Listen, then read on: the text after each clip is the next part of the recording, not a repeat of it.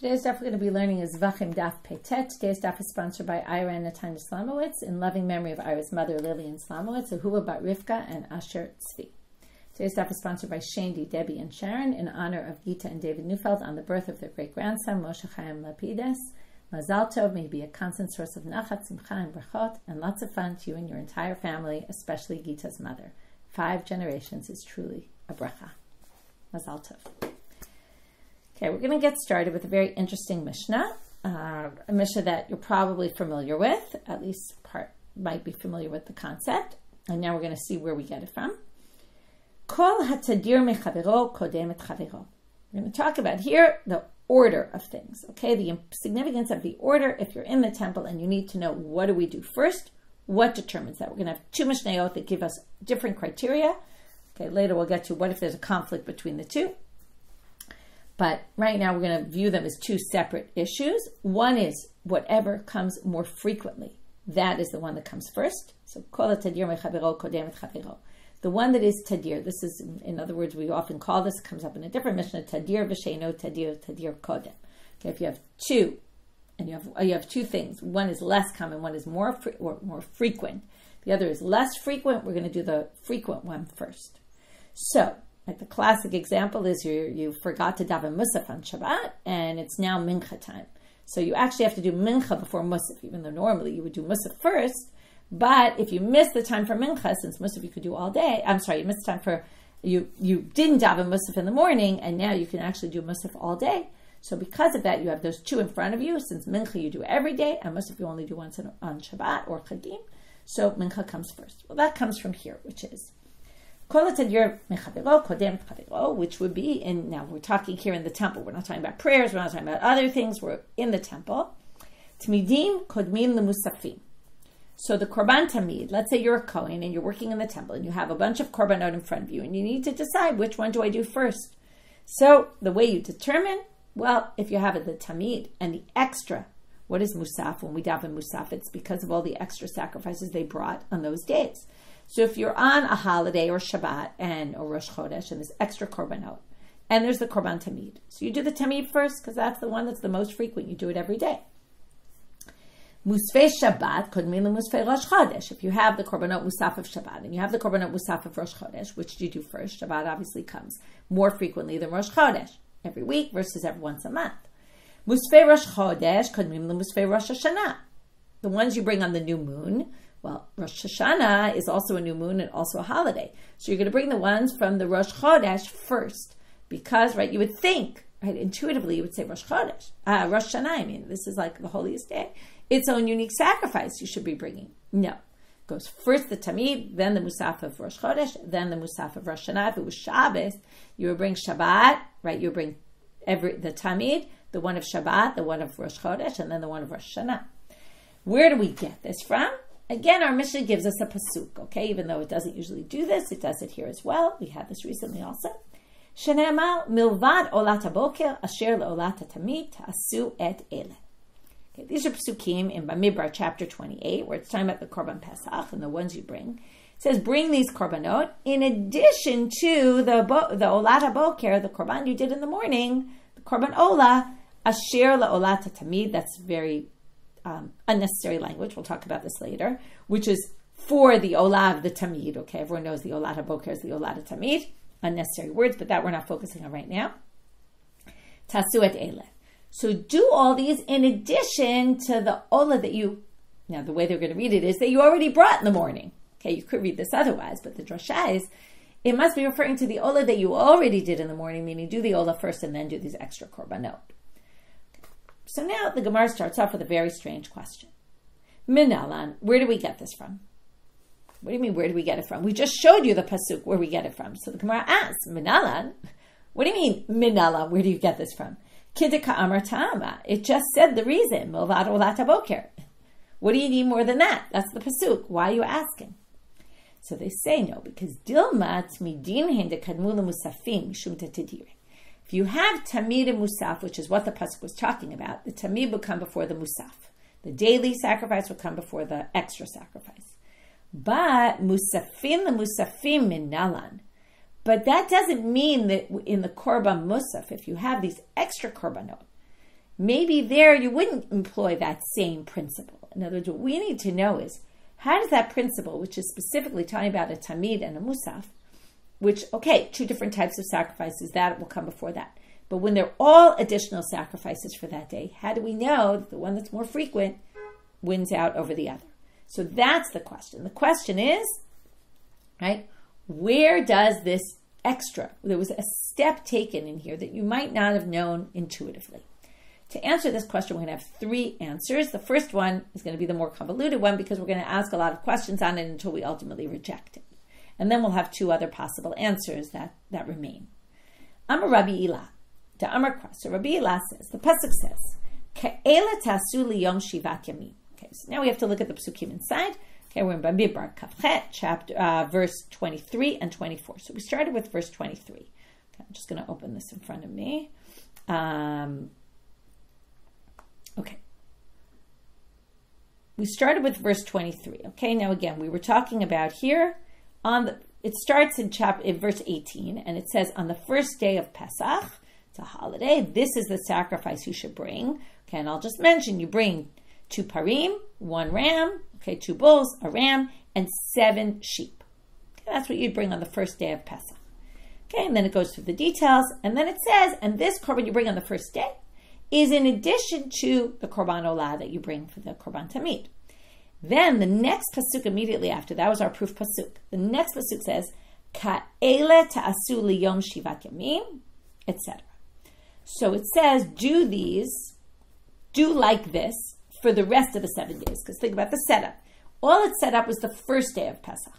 And what it then says is, do like this for all the 7 days. And even at the end of that pasuk, it says again, al olat tamid, in addition to the korban tamid. So what they're saying is, there's an extra word here, ka'ela tasu. Why does it have to tell you, do exactly like this? What it wants to tell you is, do this, this principle of korban tamid comes, right, tadir v'sheino tadir. Also do it when you have a conflict between different korbanot musafim. Okay, even though it's not exactly the topic. But they're saying that word ka'ela is extra. It's to teach you. Ka'ela tasu liyom shivat yamim. How do we learn this? Ele ka'ele. Okay, these are like those, meaning korbanot musafim with korbanot musafim are no different from korbanot musafim with korban tamid. So just like the korban tamid, we go by tadir. Also musaf, we go by tadir. That's the drasha. But as I told you, we're going to reject this because the Gemara says, what are you talking about? Hai mibaili legufe. You need those words to teach you what? Okay, I'll preface this by saying on Sukkot, you might remember, every day you bring a different korban, a different amount of bulls, if you remember. The bull offering changes every day, okay? So the number of bulls gets lower every day. Anyway, the point is the change in korbanot. Each day you bring something different. Pesach, you bring the same thing every day. How do we know that? Because it says it here. Okay? Now, if it didn't say it here, you might have, if it didn't say ka'ela ta'asu liyom, what would you have thought? Maybe you don't bring 7 sheep every day of Pesach. Okay? So, it's needed to teach you ka'ela ta'asu, do exactly the exact number of korbanot we specified before. That's what you should do on the rest of the days of Pesach. Same korbanot. Okay, so you can't learn it for our topic. Gemara says, what do you mean? Of course you can, because im kain, if all you wanted to teach is do the same as you did for the other sacrifices, and it's not teaching you about tadir v'sheino tadir, right? When you have these other things for the musaf, im kain yachtov ele ta'asu liyom. You didn't need ka'ele, like these. Just say, these do every day. If you said these do every day, you'd know what we meant, so that you bring the 7 sheep. So therefore, it says, these you do. Okay, and it's also including the bulls and also including the ram. Okay, and it would say, do just like that every day. You'll see why I'm talking about the sheep, because the sheep are the ones that are going to raise the issue here. That are going to be the problem. Wait, you couldn't have written ele. And that's the whole proof is, if you could have written ele, that means that ka'ele is open to lidrosh for our drasha. But if you can't, because you wouldn't have understood things properly, if it just said ele, then you can't learn anything from here, because the ka'ele is needed for itself, for the pasuk itself. So now why? And this is why the sheep are important. Okay, the 2 bulls, the 1 ram, that, we're not going to think it would be any different any other day. But if there's 7 sheep, what might you have thought? Ikatav ele tasu liyom shivat yamim. If it just said do like these, okay, or do these, okay, without the word like, ka is like, do these for the 7 days. Hava amina ele l'shivat yamim. You might have thought the 7 sheep are to be brought without saying just like this, but you said do these for the 7 days. If you say do these for the 7 days, what might you have thought? 7 sheep, 7 days. Each day bring a sheep. So that would have been very confusing. That's why you need ka'ele, and it's not openly droshed for the drasha. So they say, no, akati ema ele liyom. Sorry, I think I skipped something. Right, no, I would have thought ele shabbat yamim. So then they say, liyom ktiv. No, the word liyom makes it very clear, per day. Do these per day. So you can't say I would have gotten confused. You could say, what do you mean? Do these per day. Per day sounds like 7 per day. So they say, no, still I would be confused. Akate ema ele liyom, aval shar yome lo yadana lama. Notice what it says. Ele tasu liyom shivat yamim.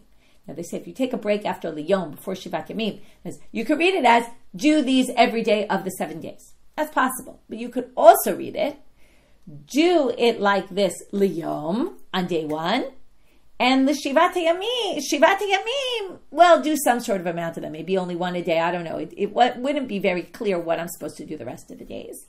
And again, I compare this to Sukkot because I think the point is, since Sukkot it's very clear that every day you bring a different korban, there might have been this assumption that on Pesach also you bring a different korban. And that's why people might have read this pasuk and gotten confused.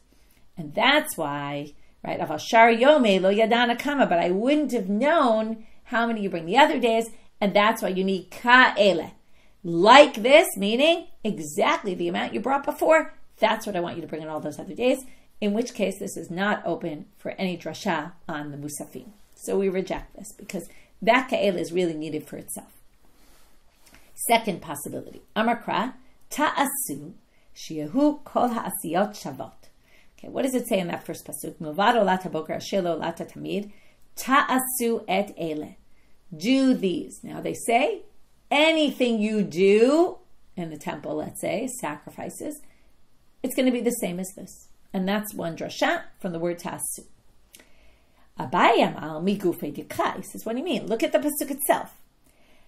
It says, in kain, if you really didn't want to say that it only applies for the korban tamid, le'makam milvad olat haboker v'tishtok. You could have just ended the pasuk, in addition to the korban you bring in the morning, the ola you bring in the morning.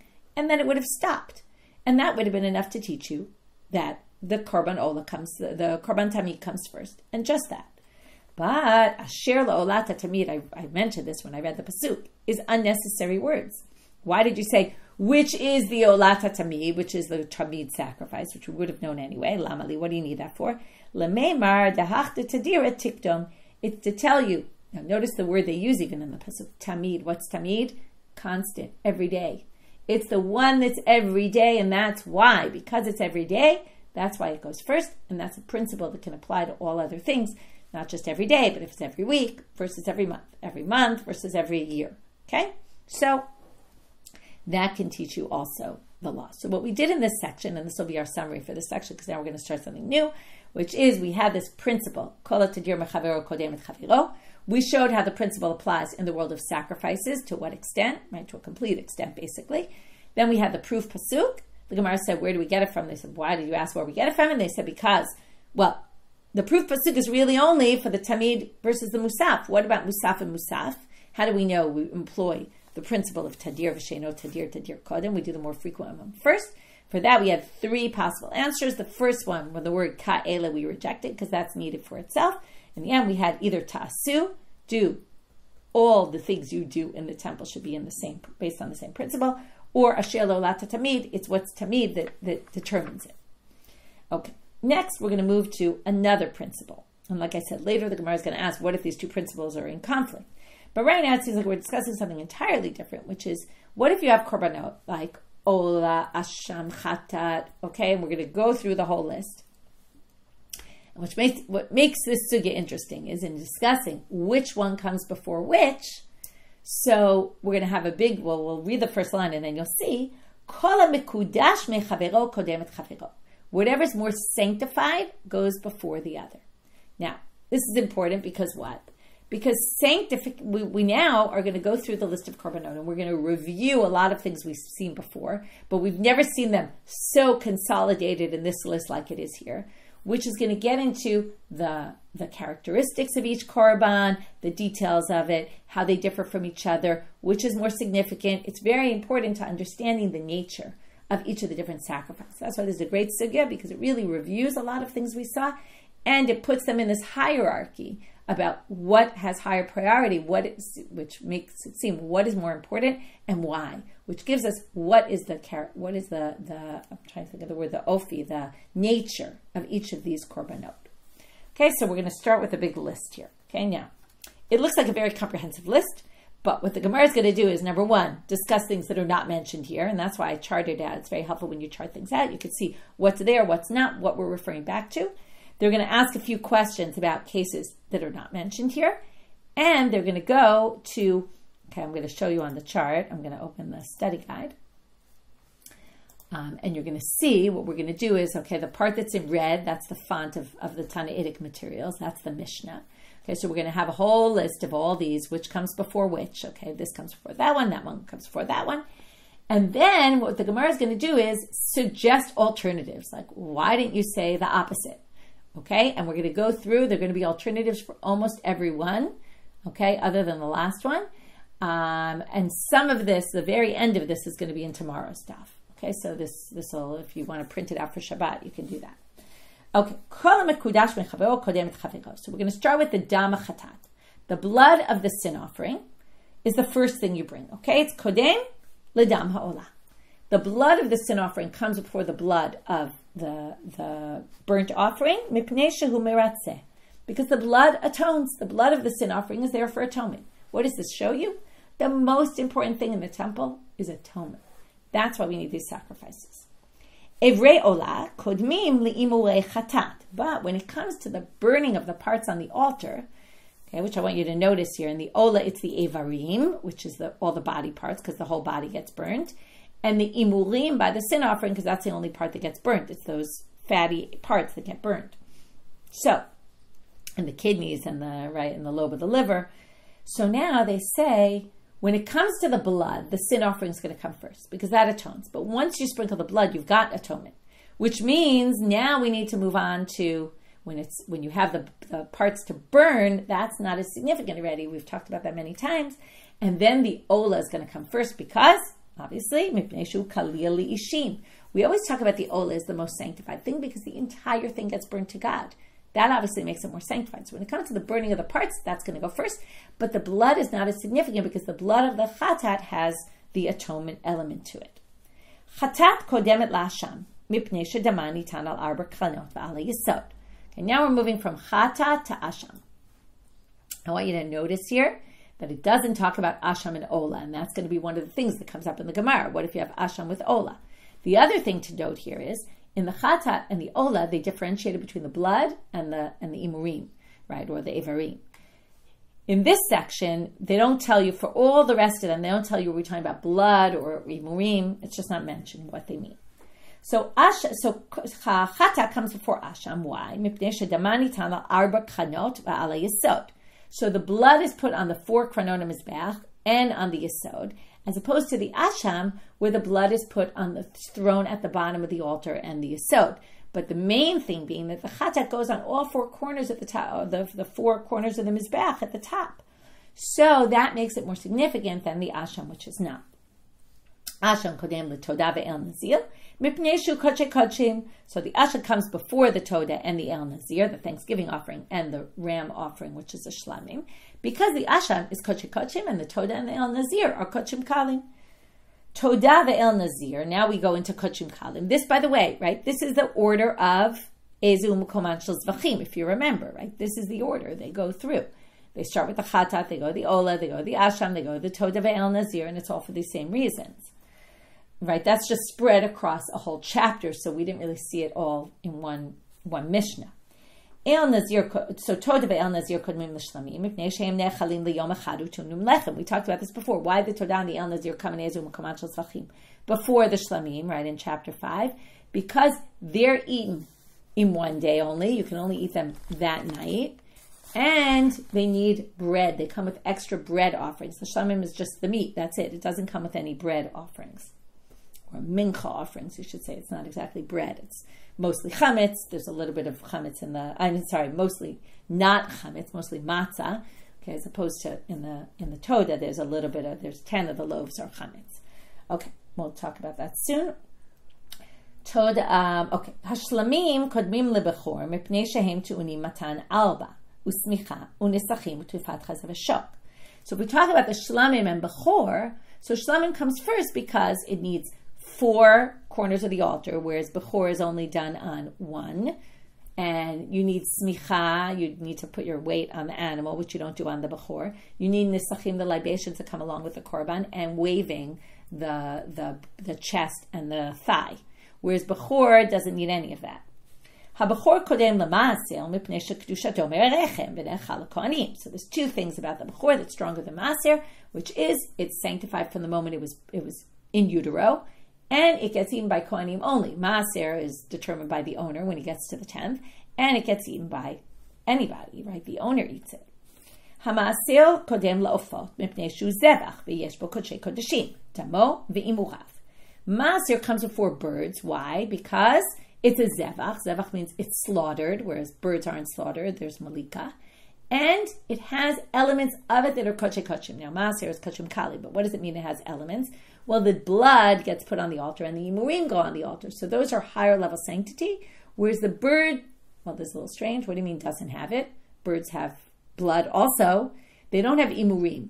Okay? The chatat ha'of gets completely burned, but the olad ha'of gets completely burned, but the chatat ha'of doesn't get burned at all. There's not even imurim that go on the altar. So that seems to be the point that they're highlighting, even though they seem to say the blood also, which is strange. We'll get back to that later. Ha'ofot kodmin lemenachot. Okay, now we're down to birds. So the birds go before the meal offerings. Obviously, why? Because they get malika. There's blood in them. There's blood that gets put on the altar. In the mincha, there's no blood. Obviously, it's just dough. Minchat chote kodem leminchat nedava mipnei shehu ba'al chet. Well, you have a minchat chote. What is that? Our famous olevi yored that we've seen many times, which is if you did one of those following sins that you bring a sliding scale offering and you can't afford it, even the birds, right? You can't afford the animals, you can't afford the birds. You bring a meal offering. That meal offering is obviously going to come before a voluntary meal offering because it comes for a sin. And that goes back to the beginning of the chatat. When it atones for a sin, that's more important. Chatat ha'of kodemet lo'olad ha'of, last one. The chatat ha'of comes before the olad ha'of, v'chein behekdeshan. Also when you designate them. Meaning, okay, so now, remember we take these pairs of birds, we talked about them already a while, from when we learned about some stuff in Kinim. You bring these pairs of birds, if you have a chatat and ola, the chatat's going to go first. Okay, they don't even bring in the Mishna where they get this from, we'll see this later. Chatat comes first, and even when you designate them, when you buy them, or the Kohen, either when you buy them, like if I have to bring in a pair of birds, when I buy them, I have the choice. I can designate them at the time, or I could just bring them in undesignated. So when I designate them, I have to say, this is for chatat, and that's for olah, and not the opposite order. Or when the Kohen designates them, he also has to do it. That's what it means, v'chein b'hekdesha. Okay, now we're going to start with the Gemara. Menahane mile. Where do we get this from? What we're starting right now is the dam chatat and the dam olah. What is the source for this? Ditanu Rabbanan. It says in a bright word at the top of Amud Bet, upal sheni ben bakal tikach lechatat. So now we're in a section of the Levites. When the Levites got chosen to serve in the temple in place of the firstborns, so there was a whole ceremony to initiate their work in the temple, and it said specifically, well, in the time it was the Mishkan, it said that you're supposed to bring korbanot. Okay, we're going to see 2 psukim from there. It's Bamidbar chapter 8, verse 8, and then we're going to jump to verse 12. So first it says, I'm going to read the beginning of the pasuk. V'lakchu par ben bakal, take a par, uminchato sola blula b'shemim, with a mincha, upar sheni ben bakar tikach lechat. Now it doesn't tell you what the first one is for, but it says the second one bring as a sin offering. So the Braita starts off with that line, upar sheni ben bakar tikach lechat, and the second one bring as a chatat. Now, why did it say par ashini? If it had just said par ben bakar tikach l'chata, you might have thought, well, the par we just mentioned in the pasuk, it should be a sin offering. But harei kfarna emal, it already says, now, already in Braita talk doesn't mean already before. Already could be after, because they don't look at the Torah as in order necessarily. But it says already in Pasuk Yud Bet, a few psukim later, Va'aseh et echad chatat ve'et ha'achad olah. Make one a sin offering and one should be a burnt offering. So what does that teach us? That in Pasuk Chet, when it said bring a bull and then bring a second bull, obviously the first one was the olah, the second was the sin offering. So now they're back to our question. So mata mulumaru par sheni ben bakar tikach chatat. Why do you need to say the second one? It already said. Right? There's two. So you don't need to know this is the second one. We know already there's two. And it already tells you one is sin offering, one is burnt offering. Now you might have thought that without this par sheni, now we're saying, why does it say par, the second one? You might have thought chatat kodemet l'chol ma'aseh olah. You might have thought the chatat comes before any olah. Talmud lamal upar sheni ben bakar tikach lechatat. What does that teach you? The par sometimes is second. Well, par sheni, if you say the par comes second, the sin offering, so you might have thought olah always comes before chatat. Talmud lomar v'aseh ha'achad chatat ve'et ha'achad olah. You can see how this is very confusing, right? In one pasuk it says the chatat is second. In the later pasuk it says the first one's the chatat and the next one is the olah.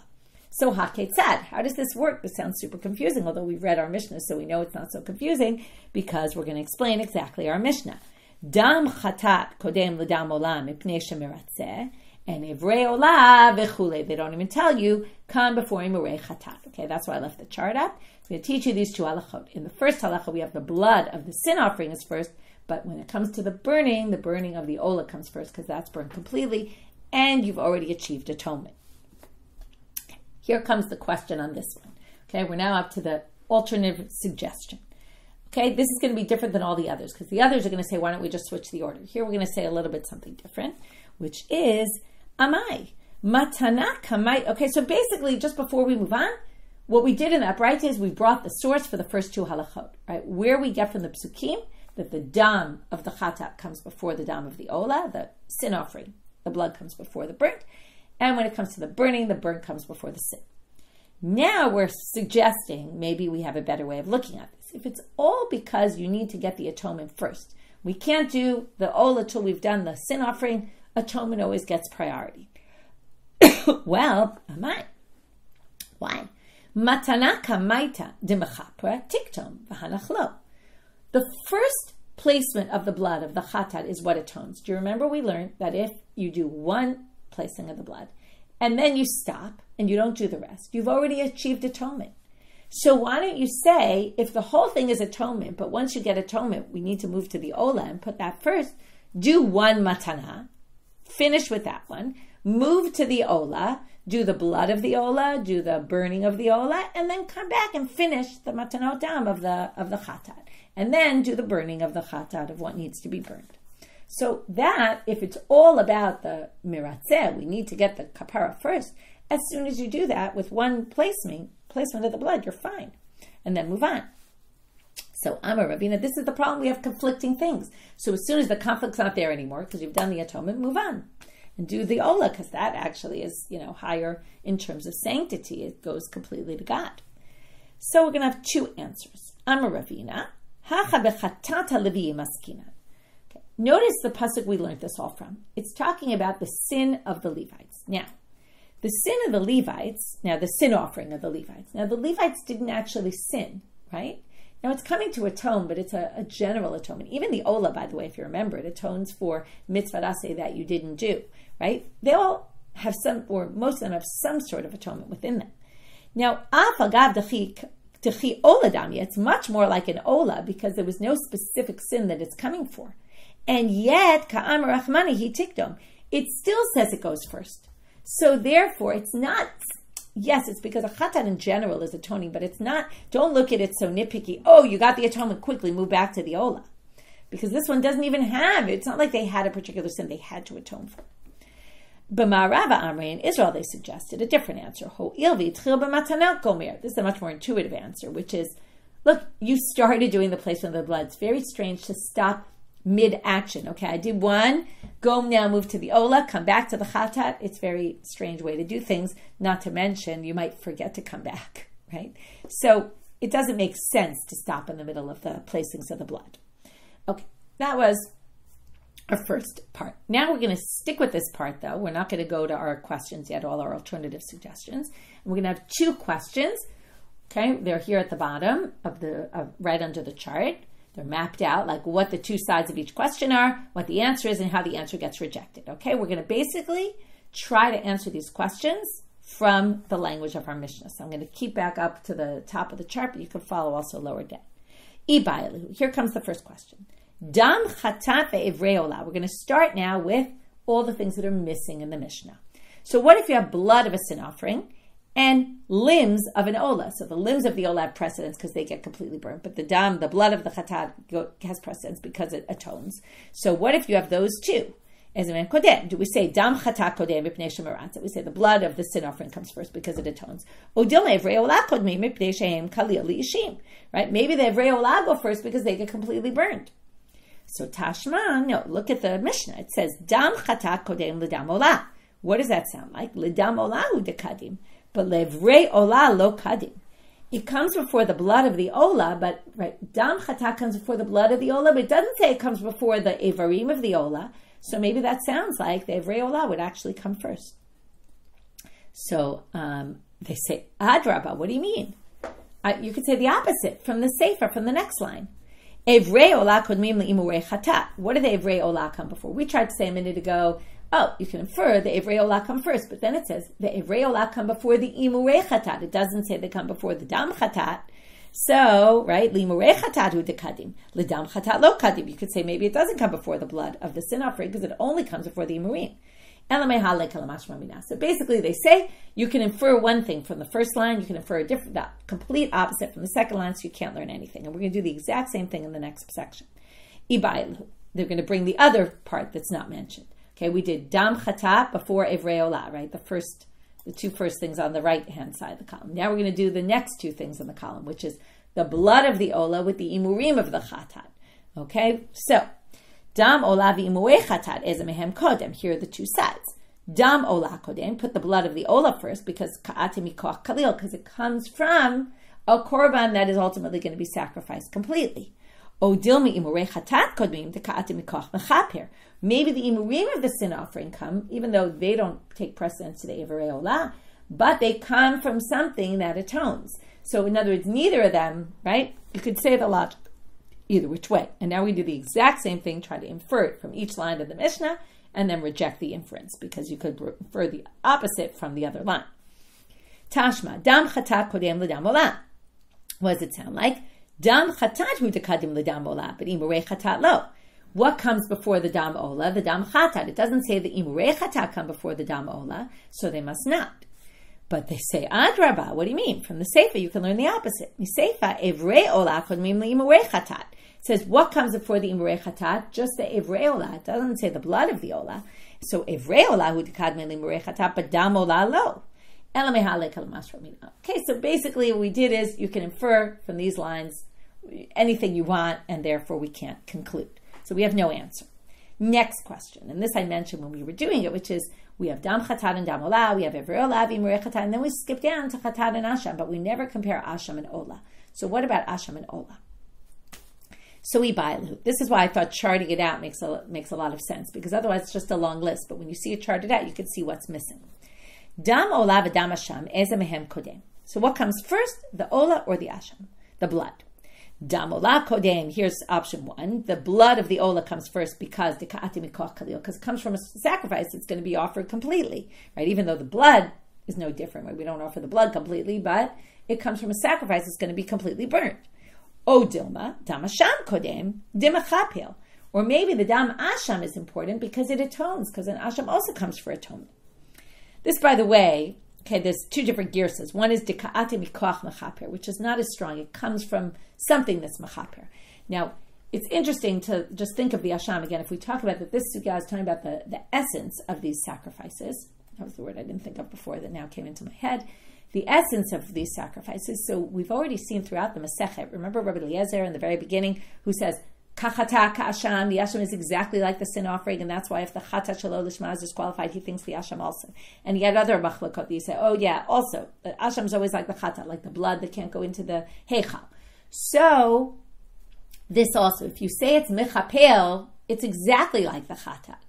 But if you say it's ka'atim mikoch mechaper, the asham has a bit of a different, it's not the same kind of atonement as a sin offering. So, and that's the approach. It's not really Rabbi Eliezer's approach, right? That it's somewhat different. It's somewhat like atonement, but it's not exactly. So this also seems to come up in the sugya. Okay, anyway, keep going. Tashma dam chatat kodem l'dam ola. What does it say? The blood of the sin offering comes before the ola. Aval, right? Going back to our first case. What can you infer? Aval dam asham lo. It doesn't say dam asham. So it sounds like the dam asham wouldn't come before the ola. To which they say, nah, you can't infer that. Bidinu, they actually really wanted to say dam asham here. Why didn't they? Okay, they wanted to say dam asham kodem l'dam ola. Instead, they put chatat in. Why? I did by limit seifa because they wanted in the end. Now, the assumption of this theory is that it could only put one. So I don't know why you couldn't have said dam chatat vidam asham. But what they want to say is when they chose one, they had to choose the chatat because of the continuation. Why? Because they wanted to say evrei ola kodmim leimurei chatat. They had to put chatat in. Why? Te'itana li'imurei asham, because if you said, evrei olah come before imurei asham, what would you have thought? Hava amina li'imurei asham u'dekadme li'imurei chatat lo kadme. You might have thought then, the evrei, okay, you would say, dam asham comes before dam olah, you would know. Asham and obviously chatat. If asham comes first, obviously chatat's going to come first. But if you said evrei olah come before the imurei asham, you would have thought maybe the evrei olah don't come before the imurei chatat, because chatat is always on a bit of a higher level. Mishum hachi tane chatat. That's why they need to say chatat, and you can't learn anything from here. So let's try another attempt to get to an answer. Okay, it's not the most convincing answer because it could have said dam chatat vidam asham and it didn't. Tashma chatat kodem la'asham. So now when it says chatat comes before asham, what can you infer? Chatanu dekadma la'asham aval ola lo. Only the chatat, not the asham. My lav dam. Now, is this not talking about? Now, here's what I pointed out before. It doesn't say is it blood of the chatat and blood of the asham, or is it imurim of the chatat? So now they say, is it not the blood of the chatat before the blood of the asham? And then it sounds like not the ola, though, right? So they say lo imurim. No, it's actually talking about imurim and not the blood at all. And then you can't infer anything about the blood of the ola. And I kanami dekatane, take this diuk or leave it, but because it says mipnei shedamani tan al arba kranot, it's telling you because its blood is put on the four corners. Therefore, it must be talking about not about the blood before. They're saying the imurim of the chatat come before the imurim of the asham because its blood is put on the four corners. It sounds like they're not talking about blood because the reason has to do with the blood of that korban, and that means of the imurim of that korban. So, shma mina. Okay, that was our attempts to get to an answer right. In the end, they say it must be that just the chatat comes before the asham, but not the ola. Okay. Now, we're going to start with our list of, you got it all wrong. Why don't you say the opposite? Okay, and we're going to suggest, we're going to go through the list and say, it should be the opposite. Chatat kodemet, adraba, asham kodem. Okay, why is the chatat before the asham? Because the dam is put on the four kranot. Now they say the asham should be first. Shekin yeshlo kitzba. It has a different chomer. What is that? Remember, it has to come from shtei kesef. You have to buy an animal of a particular value, which you don't have to do with a chatat. You can buy any size and any price animal. Afilu hachi riboy de mitzvah adif. So what are they going to say? Riboy de mizbeach adif. What goes on the altar is more important, which is the blood. In other words, the fact that the blood is put on the four horns of the altar, that's more important. Asham kodem letoda. Adraba. Toda ve'el nazir kadme. Why should the toda and the el nazir come first? Sheken tunim lechem. They come with bread. And the asham doesn't come with bread, so maybe they should go first. Afilu hachi koche koche madife. Okay, asham is koche koche. Remember, the owners don't eat the meat, and it's a higher level sanctity. That's why, of course, it comes first. Toda ve'el nazir go before shlamim. Adraba. Shlamim kadme. Shken yeshnam betzibur kebi achid. Korban shlamim, you could have communal offerings and individual offerings, but Toda and El Nazir are just individual offerings. That puts shlamim in a higher place. Why don't they go first? Why do they go first? Because they're eaten, they have a shorter period in which they can be eaten, that puts them at a higher level. Ibailu. Okay, taking a break for a minute to talk about another thing now that we're up to this part. That's missing. What's missing? Well, Toda and El Nazir come before Shlamim. What about Toda and El Nazir? Toda ve'el Nazir ezemehem kodem. Do we say Toda kadma shekain tuna arba'a minei lechem? Okay, so the Toda needs 40 loaves, 4 different types of breads, 10 loaves each. The El Nazir needs 20 loaves, 2 types, 10 loaves each. So you say this needs 4 different types, so it's more important. O dilma El Nazir kodem shekain yeshim odamim acherim.